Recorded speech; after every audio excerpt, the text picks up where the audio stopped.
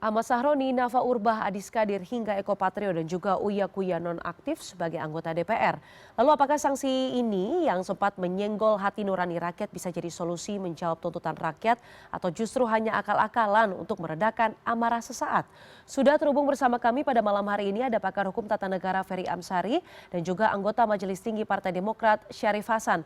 Selamat malam Bang Ferry dan juga Pak Syarif. Selamat malam, Mbak Diana. Malam, Mbak Diana. Baik, sebelum saya mau ke Bang Ferry, saya mau ke Pak Syarif terlebih dahulu. Pak Syarif, ini boleh Anda komentar soal tunjangan DPR dan sejumlah fasilitasnya akan ditinjau ulang. Salah satunya tunjangan rumah. Anda yang sudah lama sekali bercokol di DPR, kemudian sudah sempat ke MPR, menurut Anda memang berlebihan nggak sih tunjangan yang diberikan kepada anggota DPR dan juga MPR? Ya, kalau melihat dari situasi sekarang ini memang semangat efisiensi itu kan menjadi prioritas. Baik di eksekutif maupun di tempat-tempat lain. Jadi kalau semangat efisiensi yang dikumandangkan oleh Pak Presiden kita, Pak Prabowo, tentunya seharusnya juga ini dilakukan di tingkat DPR atau di institusi DPR. Jadi seruan untuk melakukan efisiensi itu patut menjadi prioritas juga. Sehingga kalau ada tuntutan agar tunjangan dan sebagainya ini dilakukan evaluasi, saya pikir itu adalah sesuai dengan kondisi yang sangat dimungkinkan dan tentunya sesuai dengan aspirasi yang disampaikan oleh rakyat. Saya pikir itu. Tapi saya mau kembali ke poin utama saya untuk bertanya ke Pak Syarif. Nah ini kan ada tunjangan beras, kemudian tunjangan bensin yang sebenarnya saya pun juga bingung begitu ya. Kenapa sih menurut Pak Syarif masalah tunjangan dan juga gaji anggota DPR ini tuh tidak sedari dulu saja begitu diperlakukan secara transparan. Seolah-olah orang bicara gaji dan tunjangan itu seperti aurat begitu Pak Syarif. Anda setuju tidak dengan hal ini bahwa transparansi ini sudah lama tidak ada begitu diberikan kepada masyarakat sehingga ini adalah fenomena gunung es begitu Pak Syarif? Ya, saya pikir transparansi ini dibutuhkan setiap saat. Jadi transparansi ini juga sangat dibutuhkan pada saat dilakukan pembahasan antara pemerintah dengan DPR. Jadi kalau ini dianggap muncul sekarang, saya pikir tidak. Karena apa? Munculnya adalah tunjangan perumahan yang dialokasikan oleh setiap anggota DPR yang 50 juta itu. Sehingga dianggap berlebihan, makanya dilakukanlah evaluasi secara menyeluruh. Saya pikir prinsipnya efisiensi ini perlu dapat dukungan penuh dari semua lembaga. Saya pikir itu. Baik, efisiensi ini juga harus diterapkan secara merata begitu ya Pak, tidak hanya kementerian saja tapi DPR juga. Saya mau ke Bang Ferry. Bang Ferry, ini kan katanya status nonaktif ini sebenarnya tidak ada di aturan begitu. Ini menurut Anda beberapa waktu lalu kan kalau kita berkaca pada kasus Ronald Tanur begitu kita ingat betul bahwa anaknya bermasalah kemudian dinonaktifkan juga. Nah ini sebenarnya solusi atau hanya akal-akalan montir menurut Anda? Ya, tentu saja bagi saya yang perlu dilaksanakan itu adalah ketentuan konstitusi dan undang-undang. Di dalam konteks ini tentu undang-undang MD3 ya, MPR, DPR, DPD, dan DPRD. Dalam ketentuan undang-undang ini tidak ada diksi atau terminologi soal non-aktif bagi anggota DPR maupun anggota parlemen yang lain. Oleh karena itu sebenarnya harus dipahami bahwa pilihan ini adalah pilihan langkah politis, bukan langkah hukum. Kalau dia langkah hukum tentu akan mengikuti ketentuan yang undang-undang yang ada soal pemberhentian antar waktu, pergantian antar waktu, atau pemberhentian sementara. Nah kalau mau merujuk pilihan langkah hukum, karena ini kan mau berproses juga, maka pilihan yang paling tepat adalah pemberhentian sementara. Nah menonaktifkan itu karena tidak ada terminologinya tentu tidak akan membawa konsekuensi apapun berupa gaji, tunjangan, dan lain-lain yang tetap akan diterima oleh anggota yang dinonaktifkan oleh partai. Nah pilihan ini yang menurut saya anggap sebagai langkah politik untuk meredam kemarahan publik secara sementara. Ya kalau niatnya baik tentu ya kita sambut saja, tetapi apakah niat itu tepat atau tidak ya tentu berdasarkan undang-undang itu tidak tepat. Apalagi publik sekarang sedang sangat sensitif ya, mestinya partai menggunakan terminologi yang ditentukan oleh undang-undang agar kemudian kebijakan partai direspon baik oleh publik supaya publik bisa reda. Nah, ini menurut saya pilihan-pilihan seperti ini yang membawa konsekuensi tersendiri, baik akan menimbulkan kemarahan publik tersendiri karena merasa diakali oleh diksi-diksi oleh partai politik, dan kedua tentu saja akan meningkatkan ketidakpuasan yang lebih lanjut. Oleh karena itu menurut saya pilihannya tetap harus digunakan apa yang sudah ditentukan oleh undang-undang. Oke, berarti kalau ditetapkan sebagai undang-undang artinya memilih PAW begitu ya, Mas Ferry. Nah ini sebenarnya prosesnya seperti apa sih ketika sudah diberhentikan sebagai anggota DPR, lalu apakah butuh waktu lama untuk PAW? Mungkin kita bicara teknis ataupun sesuai aturan sedikit, Mas Ferry. Ya, kalau kan tadi ada dua ya, kalau dia pergantian antar waktu PAW itu tentu itu mekanismenya di partai politik. Sepanjang itu disetujui oleh ketua dan sekjen, maka akan terjadi pergantian antar waktu. Di Indonesia memang agak rumit ya, dan menurut saya keserampangan juga aturan hukumnya. Karena PAW itu bahkan bisa mengabaikan hasil pemilihan umum.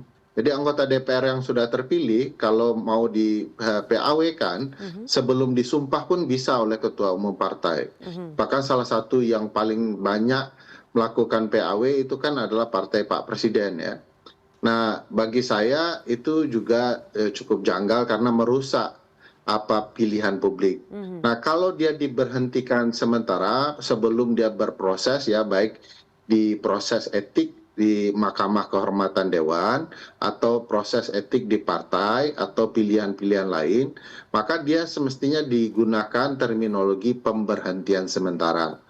Jadi mungkin karena tidak hanya bicara soal tindak pidana ya, yang sanksinya diancam 5 tahun atau pidana khusus, tetapi juga mulai dipertimbangkan oleh parlemen untuk hal-hal seperti ini bukan digunakan istilah nonaktif karena itu sama sekali tidak tepat. Jadi meskipun tidak diatur di dalam ketentuan undang-undang dalam konteks yang luar biasa seperti ini, menurut saya bisa digunakan bahwa tindakan ini telah menimbulkan kehebohan ya, yang sangat besar, yang menurut saya soal keamanan negara itu bagian dari tindak pidana khusus yang bisa digunakan dalil pemberhentian sementaranya. Oke, saya mau kembali ke Pak Syarif. Pak Syarif, saya mau Anda menanggapi soal fenomena ini begitu. Ketika masyarakat sudah marah, kemudian bahkan ada aksi-aksi yang tidak kita benarkan begitu ya, menjarah rumah pribadi dari beberapa anggota DPR. Kemudian anggota DPR-nya awalnya dimutasi seperti Bang Saroni begitu ya, awalnya dimutasi dari Komisi 3 ke Komisi 1, kemudian ternyata dinonaktifkan. Nah, tapi ternyata kita lihat undang-undangnya status nonaktif ini juga sebenarnya nggak ada begitu di aturan. Yang benar adalah diberhentikan sebagai anggota DPR. Nah, ini menurut Anda seperti apa sih tanggapan Anda sebagai politikus senior melihat partai politik kok ini sebenarnya seperti memainkan masyarakat begitu? Setuju tidak Anda bahwa status nonaktif ini sebagai ketidakseriusan partai politik memberikan sanksi kepada mereka yang dalam tanda kutip melukai hati masyarakat begitu? Saya berasumsi bahwa ini merupakan langkah darurat yang dilakukan oleh partai-partai politik. Bahwa kalau kita melihat merujuk dengan secara hukum ya, dari Undang-Undang Pemilu MD3 maupun MD3 dan sebagainya, tidak ada pasal yang bisa menguatkan partai politik untuk mem-PAW-kan anggotanya. Ya kecuali 3 hal itu. Ya pertama dia meninggal dunia, kedua dia mengundurkan diri, dan ketiga melakukan perbuatan tindak pidana. Nah, kita masuk kepada persoalan lain secara hukum. Nah, kalau anggota DPR itu tidak menerima apa yang diputuskan oleh partai politiknya, bisa saja akan berkelanjutan ke pengadilan tinggi. Dan ini ada secara ada hak bagi anggota tersebut untuk mengadu ke pengadilan tinggi. Nah, kalau ini berproses lama dan tentunya ini akan memakan waktu yang cukup panjang sekali. Jadi tidak mudah untuk melakukan PAW. Yang paling bagus adalah setelah ada kebijakan politik ini, maka yang paling bagus adalah ada statement dari anggota DPR yang dinonaktifkan itu sebagai pernyataan mengundurkan diri dari DPR. Nah, kalau ini jelas sudah ada, maka saya berasumsi tidak begitu lama prosesnya sehingga akan terjadi PAW, karena setelah ada pengunduran diri diajukan ke DPR, setelah DPR bersurat ke KPU ke Presiden turun ke DPR kembali. Itu cepat sekali. Tetapi kalau anggota DPR yang dinonaktifkan tersebut tidak menerima, maka ini akan berkelanjutan. Jadi saya pikir langkah konkretnya perlu ditindaklanjuti kembali sehingga harapan rakyat itu bisa terpenuhi. Saya pikir itu, dan inilah kelemahan daripada undang-undang yang undang-undang pemilu tentang PAW. Saya pikir itu. Oke, ini artinya bahwa Anda mendorong bahwa pihak-pihak yang dirasa bermasalah begitu kalau mau cepat ya mengundurkan diri saja begitu ya Pak Syarif ya, karena kalau untuk pengurusan dari partai PAW dan lain sebagainya itu membutuhkan waktu yang panjang begitu. Maksud Anda seperti itu ya Pak Syarif? Karena ada kasus, ada presiden lama yang dulu pernah terjadi di DPR, fraksinya sudah menarik dia untuk jadi anggota DPR, partainya juga sudah menarik dia sebagai anggota DPR, tetapi anggota DPR tersebut melakukan perlawanan sehingga sampai dengan masa waktu DPR itu dia tidak diganti-ganti. Nah, inilah salah satu yang harus diantisipasi oleh partai politik yang akan mem-PAW-kan kader-kadernya di DPR. Oke, baik. Saya mau beralih ke Bang Ferry. Bang Ferry, ini kan sebenarnya nasi sudah menjadi bubur ya, bahwa sanksi status nonaktif ini sudah diumumkan Sekjen Partai Nasdem, Bang Hermawi, kemudian juga Sekjen Partai Golkar, Pak Sarmudji, pada Adis Kadir, kemudian juga ada PAN juga yang diumumkan oleh Bang Viva Yoga, begitu Wakil Ketua Umum, karena sekjennya sendiri yang bermasalah begitu.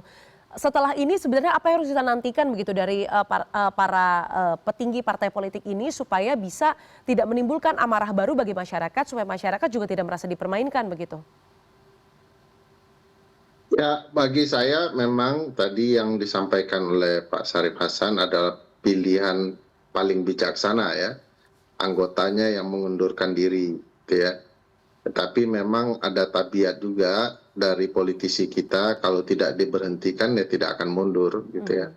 Nah, apa yang disebut oleh Pak Syarif tadi soal salah satu pengalamannya kan Bang Fahri Hamzah itu ya, walaupun sudah diberhentikan tapi tidak mau turun begitu ya, itu juga mekanisme yang janggal ya Pak, padahal sudah diberhentikan partai tetapi tidak terjadi prosesnya secara de facto karena berlarut-larutnya proses di pengadilan. Jadi memang ada dilematis yang luar biasa sehingga saya merasa memang kalau pilihan paling bijaksana ya mundur. Kalau tidak ya memang partai ingin menunjukkan kepada publik bahwa mereka peduli dengan respon publik dengan memberhentikan. Soal apakah anggota partai itu berproses di pengadilan itu soal lain. Tapi yang ditunggu publik adalah sikap tegas partai terhadap kadernya yang bermasalah. Jadi dia bisa segera mem-PAW-kan dan publik akan melihat bahwa anggota partai yang kemudian menyakiti perasaan publik oleh partai direspon dengan sangat baik dengan diberhentikan lalu dilakukan PAW gitu ya. Nah, bagi saya apapun langkah pilihannya itu kan hak orang ya. Dia boleh saja ke pengadilan negeri untuk kemudian mengajukan sengketa terhadap pemberhentiannya. Biasanya tidak boleh langsung ke pengadilan negeri, harus melalui mahkamah partai terlebih dahulu, baru setelah selesai di mahkamah partai akan diajukan ke pengadilan negeri. Nah, pilihan-pilihan itu tentu jalur yang rumit ya, yang menurut saya bukan persoalan panjang tidaknya perkara, tetapi publik butuh ya rasa dari partai politik, apakah partai politik yang mereka pilih selama pemilu punya kehendak yang sama dengan rakyat yang mereka wakili. Ini juga efektif untuk meredam ya situasi agar publik melihat bahwa partai masih bisa mewakili perasaan mereka. Oke. Terakhir saya mau ke Pak Syarif. Pak Syarif ini kan Pak Syarif sudah jadi anggota DPR di 2004, 2009, kemudian lanjut lagi di 2014, 2024 begitu di MPR juga sudah pernah. Apa yang ingin Anda sampaikan untuk para anggota DPR yang mengedepankan ego dan juga arogansinya kepada masyarakat seolah-olah bisa kita katakan pernyataannya seperti lupa akan masyarakat yang memilihnya. Supaya arogansi ini tidak terpelihara begitu Pak di para anggota DPR yang sebenarnya dipilih dan juga masyarakat yang harusnya tidak merasa krisis representasi begitu. Ya, menjadi anggota DPR itu kan merupakan pilihan yang mulia. Menjadi anggota DPR itu kan tanggung jawabnya besar sekali. Menjadi anggota DPR itu konsekuensinya harus menjadi panutan rakyat yang memilihnya dan rakyat secara keseluruhan. Artinya apa? Tadi saya bicara tentang masalah integritas. Ini Pak Ferry ini sudah integritas. Jadi integritas sebagai seorang anggota DPR itu betul-betul harus menjadi prioritas utama dalam setiap gerakan, setiap tutur kata, setiap tindakan dalam segala hal. Jadi sekali lagi menjadi anggota DPR itu adalah pilihan yang mulia. Nah, tentu kita mengharapkan juga adalah teman-teman yang terpilih sebagai anggota DPR betul-betul mengimplementasikan apa arti daripada jabatan sebagai anggota DPR. Sekali lagi integritas Anda, jawab Anda, transparansi tadi sudah disampaikan juga. Transparansi juga merupakan salah satu yang menimbulkan trusty, ya kan? Trusty dari rakyat itu betul-betul sangat diharapkan. Dan itu semuanya terukur dari semua tindak lanjut yang dilakukan oleh para anggota DPR. Dengan demikian, insya Allah ke depan tugas Anda akan dapat diselesaikan dengan baik dan akan menjadi contoh bagi masyarakat bahwa anggota DPR itu adalah yang mulia, bukan seperti yang dipertontonkan yang selama ini. Dan kita menatap masa depan. Mulai sekarang kita solidkan, kita samakan persepsi bahwa anggota DPR harus menjadi panutan di mata rakyat ya, dan menjadi salah satu yang dapat dibanggakan. Saya pikir itu. Oke, baik. Terakhir saya mau minta Bang Ferry menanggapi. Bang Ferry ini Pak Syarif menyoroti soal integritas dan juga transparansi. Menurut Anda bagaimana saat ini partai politik harus berbenah dari segi aturan misalnya atau dari segi sistem atau mungkin dari segi sanksi yang akan diberikan supaya menjerakan tidak ada lagi kejadian ke depannya? Silakan Bang Ferry. Ya, pertama dunia sudah berkembang ya, media sosial sangat cepat, publik sangat mengamati melalui media sosial perlakuan dan tindakan dari lembaga perwakilan. Oleh karena itu tentu lembaga perwakilan di tengah keterbukaan yang menggunakan berbagai teknologi ini perlu menjaga sikap hati-hati. Kalau soal partai politik memang ini pekerjaan besar ya. Keinginan partailah yang paling dituntut untuk melakukan reformasi terhadap partai politik. Jadi undang-undang partai politik itu banyak kelemahan luar biasa sehingga yang dihasilkan adalah figur-figur yang notabene-nya tidak paham kerja-kerja sebagai wakil rakyat. Wakil rakyat itu bekerja atas dasar kepentingan dan keinginan rakyat. Dia harus merasakan kira-kira perasaan terdalam rakyat sekarang soal apa. Jadi bukan jogetnya yang salah, tapi waktunya yang salah karena tidak merasakan dampak dari kebijakan negara yang timpang terhadap rakyat. Di antara joget-joget itu karena anggota DPR sedang naik gajinya, sedang menikmati berbagai pola hidup yang jauh dari publik. Nah, sementara rakyat sendiri mendapatkan pajak yang tinggi, penderitaan hidup soal ekonomi dan lain-lain. Nah, ketimpangan itulah yang membuat joget-joget itu menjadi sangat tidak tepat ya. Oleh karena itu nilai-nilai perasaan masyarakat itu juga perlu diperhatikan oleh anggota dewan. Nah, partai punya PR besar untuk memperbaiki ini bersama-sama. Sampai hari ini partai belum membahas ya perbaikan sistem politik kita melalui undang-undang pemilu dan undang-undang partai politik. Nah, ini perlu juga menjadi kesadaran baru di partai bahwa rakyat selama ini mungkin diam bungkam ya, tidak kemudian melakukan langkah-langkah yang katakanlah tidak sesuai dengan kehendak politik mereka sendiri. Tapi dalam hal-hal tertentu rakyat itu bisa bangkit dan bersatu ketika rasa sakit mereka itu sudah tidak tertahankan lagi.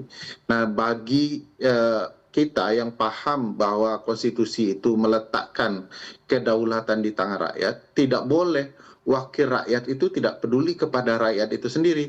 Karena bosnya itu ya rakyat. Oleh karena itu harus sadar bahwa bukan ketua DPR bosnya, bukan ketua partai bosnya, tetapi rakyatlah bos sebaik-baiknya wakil rakyat di parlemen. Oleh karena itu patuh dan peduli kepada rakyat menjadi sangat penting, dan saya tidak melihat ada upaya ke arah sana ya bagi partai politik untuk memperbaiki keadaan. Di tengah juga sikap-sikap pemerintah dan pimpinan partai politik yang menurut saya tidak terlalu signifikan untuk mengubah keadaan dan situasi saat ini. Oke, kita harapkan sebenarnya mengasah yang namanya kepekaan dan juga empati kepada publik ini, terutama kepada masyarakat, ini bisa semakin digaungkan kepada partai politik, khususnya mungkin kita nantikan dalam 1 minggu terakhir ya, Bang Ferry dan juga Pak Syarif, bagaimana tindakan nyata pemerintah, baik itu legislatif, eksekutif, dan juga yudikatif, serta pimpinan partai politik untuk bisa memutus mata rantai hal-hal arogansi dan lain sebagainya. Terima kasih dua narasumber saya pada malam hari ini, ada pakar hukum tata negara Bang Ferry Amsari dan juga ada Pak Syarif Hasan, anggota Majelis Tinggi Partai Demokrat. Terima kasih Pak Syarif dan juga Bang Ferry.